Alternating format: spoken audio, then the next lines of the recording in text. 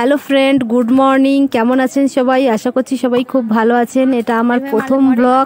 আপনারা সবাই চ্যানেলটাকে দেখবেন, লাইক কমেন্ট শেয়ার করে মতামত জানাবেন।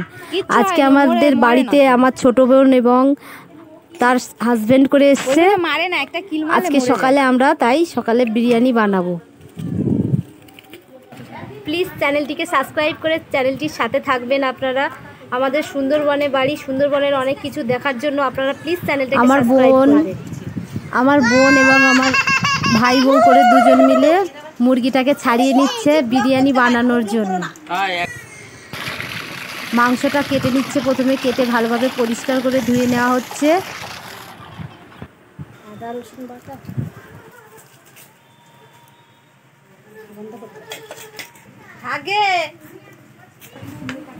মাংসটা সুন্দরভাবে কাটা হয়েছে। আমাদের ঝুমা কেটেছে মাংসটা। আপনারা জানাবেন কেমন হয়েছে। দোকান থেকে কাটতে পারিনি, কারেন্ট ছিল না বলে বাড়িতে নিয়ে এসে ভালোভাবে গরম জল করে ছাড়িয়ে কেটেছি। দোকান থেকে ছাড়ানোর খুব ইচ্ছে ছিল, কিন্তু কারেন্ট না থাকার জন্য সেটা হয়নি।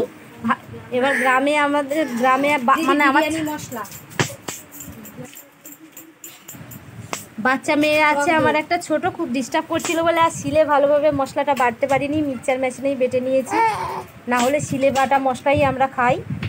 আমাদের গ্রামে তো গ্রামে অত কারেন্ট থাকে না, সবসময় কারেন্ট থাকে না, একটু ঝড় বৃষ্টি হলেই কারেন্ট চলে যায়।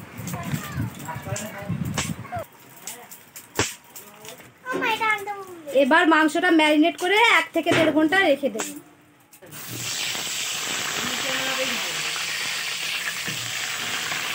বিরিয়ানির জন্য ভাতটা রান্না করে নেওয়া হচ্ছে।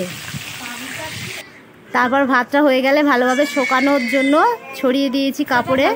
এবার বেরেস্তা ভেজে নিচ্ছি তেলে ভালোভাবে।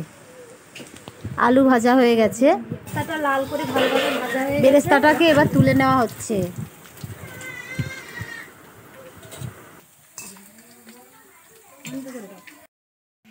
চিকেনটা 1.5 ঘন্টা ম্যারিনেট করা ছিল, এবার ভালো করে কষিয়ে নেব।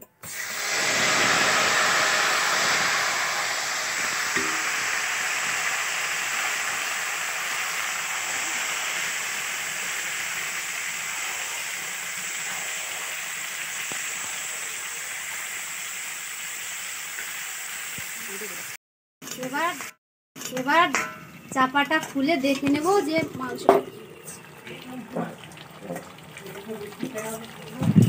চিকেন থেকে জল ভালোভাবে বেরিয়ে গেছে। এবার ভালোভাবে নাড়িয়ে মাংসটাকে ভালোভাবে কষিয়ে নেব। বিরিয়ানির জন্য মাংসটা কষানো হয়ে গেছে।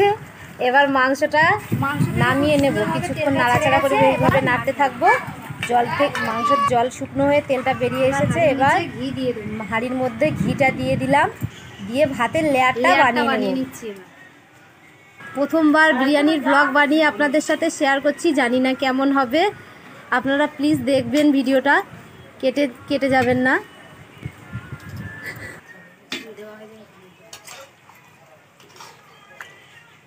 বিরিয়ানির লেয়ারটা বানিয়ে নিচ্ছি। ভাতের উপরে মাংসগুলোকে ভালোভাবে সাজিয়ে নিচ্ছি প্রথমে। অ্যাকচুয়ালি দিদিভাই খুব লজ্জা পাচ্ছেন, আমি দিদিভাই বাড়িতে এসেছি।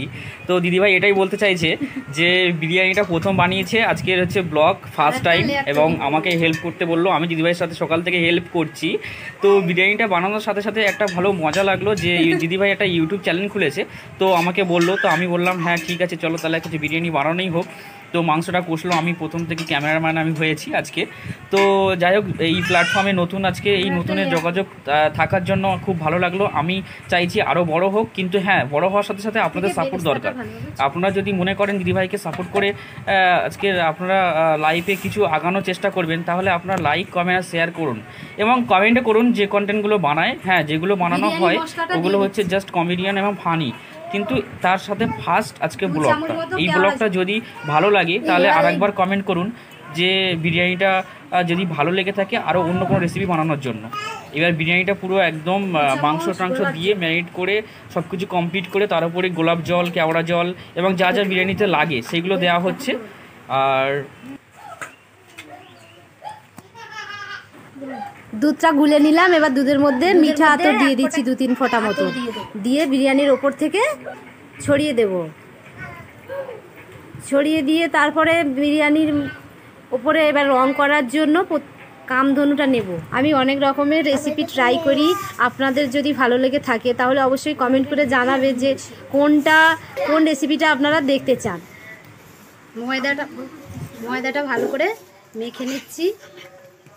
আমি ইউটিউব চ্যানেলে নতুন তো তাই ঘাবড়ে যাচ্ছি, তুমি বলবো না আপনি বলবো, আপনারা কমেন্ট করে জানাবেন অবশ্যই। আর নতুন নতুন রেসিপি পেতে চ্যানেলটা অবশ্যই সাবস্ক্রাইব করবেন। ময়দাটা মেখে হাঁড়ির চারপাশে ভালোভাবে এঁটে দিচ্ছি, যাতে এর থেকে হাওয়াটা বেরিয়ে বিরিয়ানির ভাবটা যেন ভালোভাবে বসে ওর মধ্যে।